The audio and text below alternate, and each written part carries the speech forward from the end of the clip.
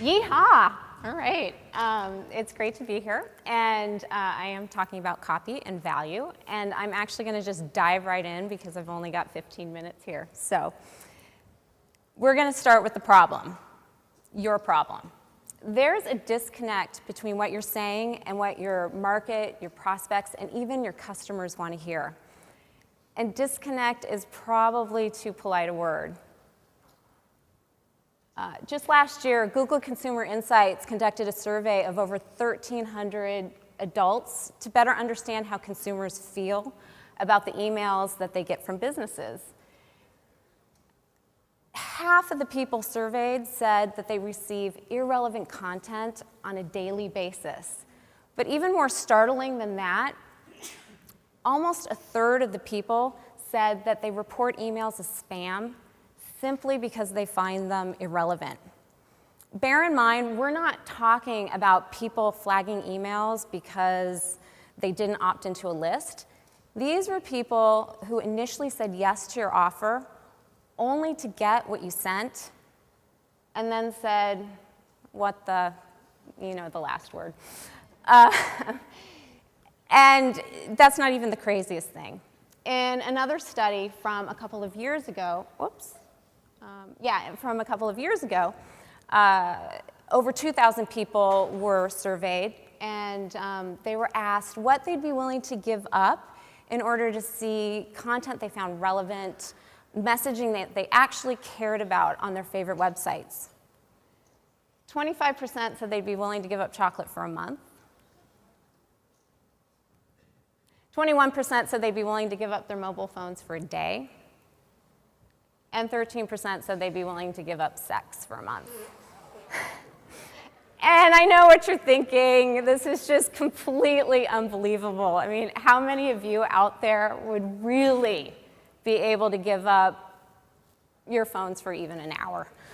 But it just hammers home the point that people are pissed off that they aren't being listened to.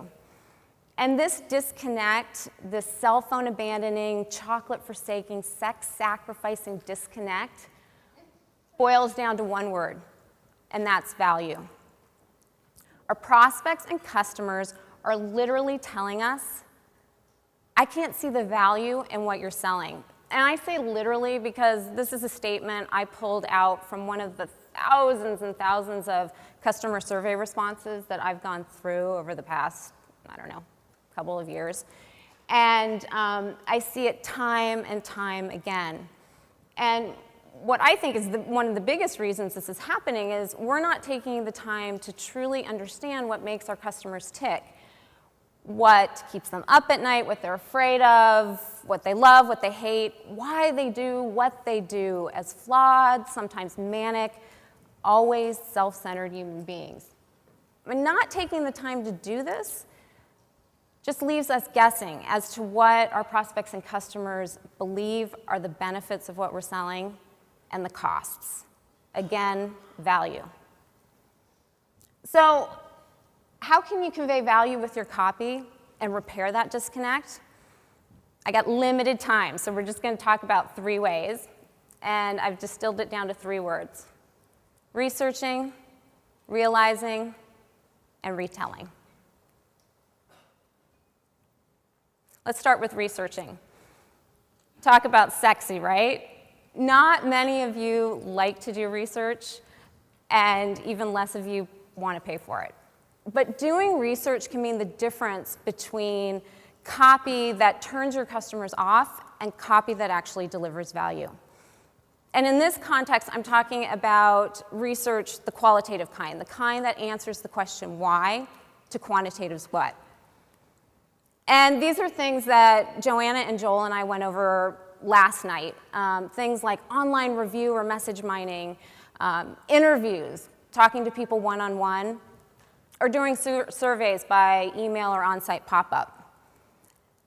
And this is exactly what a colleague of mine, Dustin Dries, who's right there, and I did for Learn Visual Studio, which is a membership site that helps people learn how to code so they could get their first developer job. And what we were finding from all of the research was that people were having a really difficult time understanding how the courses were going to get them to where they wanted to go in their career. So in other words, they weren't seeing the value of the membership. And this is the control version for the home page. What we did was, in order to amp up the value, we highlighted what made these courses unique and desirable to people. And partly how we did that was we pulled out words and phrases that were repeated over and over again in the surveys. The specific coding languages like C# and .NET. Those were in the subheadline, and we moved those up to the headline to make them more prominent. We addressed the user-friendliness of these courses because these were really for beginners. So we used phrases like easy to understand, start to finish, step by step in the value proposition. Then we had Bob, who's the man behind the magic at Learn Visual Studio, put together a video in which he talked all about how these courses were going to get people to where they wanted to go in their career, not just about, how they worked. And finally, what we did was, instead of sending people directly to the plans and pricing page on that main call to action, we decided to send them to the curriculum page because we hypothesized from the research that they needed more information in order to make a decision whether they wanted to do these courses. And this is what happened. We saw a 66% increase in clicks on the main call to action, but the coolest thing, I think, for us was the learning involved, because even though less people made it to the plans and pricing page, we saw an uptick in the number of yearly membership signups. So in the end, research unearths value, and value means more conversions and revenue. Number 2, realizing. What do I mean by realizing? 2 things: making the pain real and making the payoff real. The reality of it is that your prospects and customers don't really care about all of your accomplishments and your accolades, and particularly why you think you're important. They are knee-deep in trying to figure out how they're going to solve their own pain. So telling them that you're number one, you're amazing, making all of your copy revolve around how amazing your product and solution isn't addressing their pain or what they need in order to solve it. So how do you create copy that'll come to the rescue in this instance? Frame your solution as an investment in realizing the end to your customer's pain. Okay, I'm going to use Oprah and Weight Watchers here with a couple of examples. In case you didn't know, Oprah recently bought almost 6.5 million shares of Weight Watchers stock and became their newest spokesperson. Who better to speak to the millions of overweight women, particularly in the US, about losing weight? And this is copy taken straight from their website. This is your moment. Inside every overweight woman is the woman she knows she can become. And why this works so well is because it taps into a deeper need, a deeper desire in all of us. Doing these kinds of diets isn't just about losing weight. It's about how you can become that new, shinier, more confident person that you're hoping to become. And we call this, in the copywriting world, future pacing. It's a way to help your customers see how much better their lives will be with your product or solution. And with this example, Oprah and Weight Watchers killed it with one tweet and video. Oprah says in the tweet, "Eat bread, lose weight." What? Or however Oprah can do that. I can't do it. You can just imagine her voice there. And Oprah had the carb-loving, weight-loss-seeking population at the word bread, along with investors. You mean my life can be all that I want it to be, and I don't have to be miserable in the process? Yes, We find this out in the video. Oprah tells us so. It must be true. And she tells us, I don't deny myself. Eat bread, lose weight, and in fact, she did lose 26 pounds. In one day, Weight Watchers stock went up by 20%. Their market share of value went up by $5.6 million for every one of those 26 pounds that Oprah lost. She made $12.5 million, and overweight people everywhere rejoiced. Is this just about Oprah's celebrity? Sure, I'm sure that helps. But without the words that reinforce the message, glossy images of Oprah are only going to get Weight Watchers so far. In the end, value comes when you frame your solution as an investment in realizing the end of your customer's pain. Number 3, retelling. Retelling is just about taking the stories that are going on inside your customers' heads and retelling them back to them.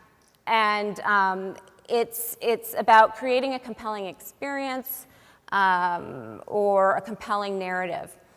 And like I said, what that means is just retelling them the thoughts and feelings that are going on in their heads and using your product or solution feel more tangible to them. So take Apple, for instance. They are masters at this. Apple isn't just selling iPods. Apple is selling 1,000 songs in your pocket. Apple isn't just selling iPhones. They're selling exclusivity.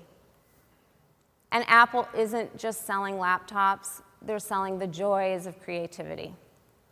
What Apple does so well is they sell the experience of owning their products, not just the products themselves. But here is my favorite example, and it's from a split test that I was able to do with Joanna of Copy Hackers a couple of summers ago. And it was for Dressipi, which is a site that helps women with style recommendations so that they can find outfits that they'll enjoy online. And before diving into doing any of the copy, we went into forums to find out what these women were talking about and how they thought about themselves. And what we found was that not only were these women unhappy with how they looked in the clothes that they were buying from these retail shops, but they were also really unhappy that they couldn't find outfits that they looked or that they felt good about themselves in, quote unquote, just as I am. So that's what we gave them. Big bum, thick waist, not so perky boobs, find outfits you'll look fab in just as you are, with the button copy, show me outfits I'll love. That new headline and button copy increased conversions by 124%. But why I love this example so much is because it brings all 3 pieces of the puzzle together. We took the time to do the research to find out what these women were saying so we could use the words. We retold their stories back to them in a way that made the solution feel real and also helped them understand how it could solve their pain. So here's the problem. There's a disconnect between what you're saying and what your prospects and customers want to hear.